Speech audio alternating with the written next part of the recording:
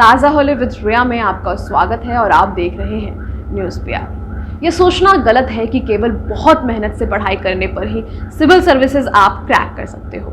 चयन के अंतिम दौर में यह भी देखा जाता है कि आप कितना इंटरेस्ट रखते हो और आपका शौक कितना है सिविल सर्विसेज में जाने को।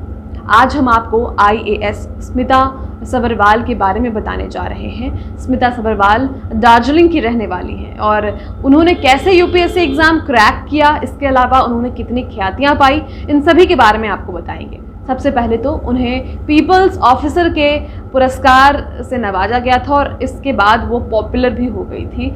जहाँ भी उन्हें पोस्टिंग मिली वहाँ के लोग उन्हें काफ़ी जानने लगे, सिर्फ और सिर्फ उनके काम की वजह से।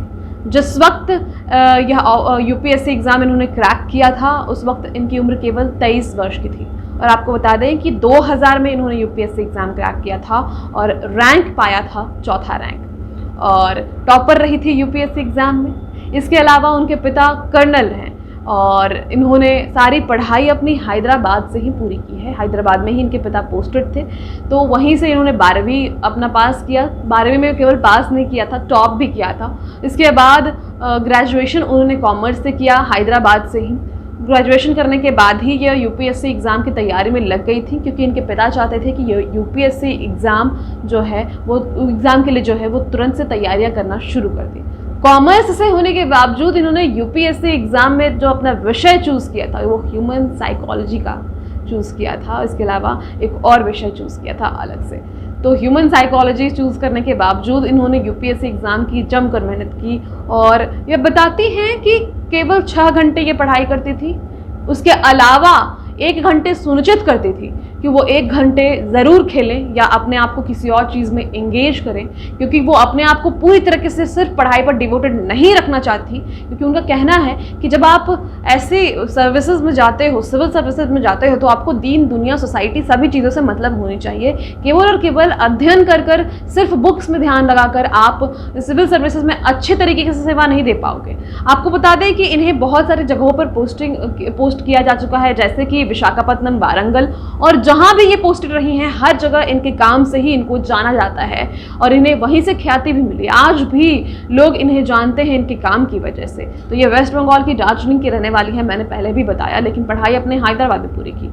और अपना जो मंत्र है कि कैसे UPSC एग्ज़ाम क्रैक करे, तो इन्होंने कहा खुले दिमाग को रखिए। ऐसा सोचिए ही मत कि सिर्फ और सिर्फ बहुत 12 घंटे पढ़ने से आप UPSC क्रैक कर पाओगे।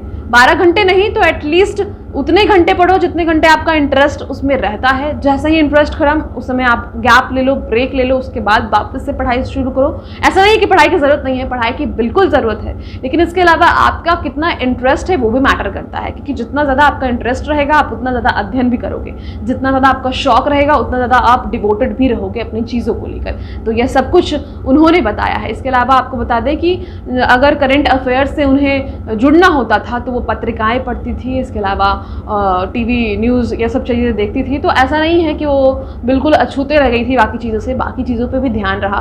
तो उनका बेसिकली यही कहना है कि खुले मन से पढ़ाई करेंगे, खुले मन से सभी चीज़ों को करेंगे, तब आप UPSC एग्ज़ाम ईजिली क्रैक कर पाएंगे।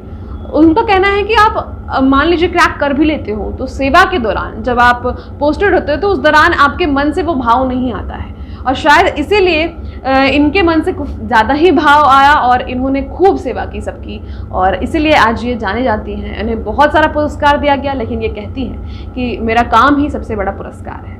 तो फिलहाल आज की इस कहानी में इतना ही। कल फिर एक नई कहानी के साथ मिलेंगे, तब तक के लिए मैं विदा लेना चाहूँगी। दिन भर आज तमाम खबरों के लिए न्यूज़ PR के साथ बने रहें। चैनल को सब्सक्राइब नहीं किया है तो कर लें, क्योंकि ऑलमोस्ट 100 के पहुँचने वाले हैं हम लोग, तो चाहते हैं कि जल्दी से हमारा 100 के फैमिली हो जाए। तो बहुत बहुत धन्यवाद आपका।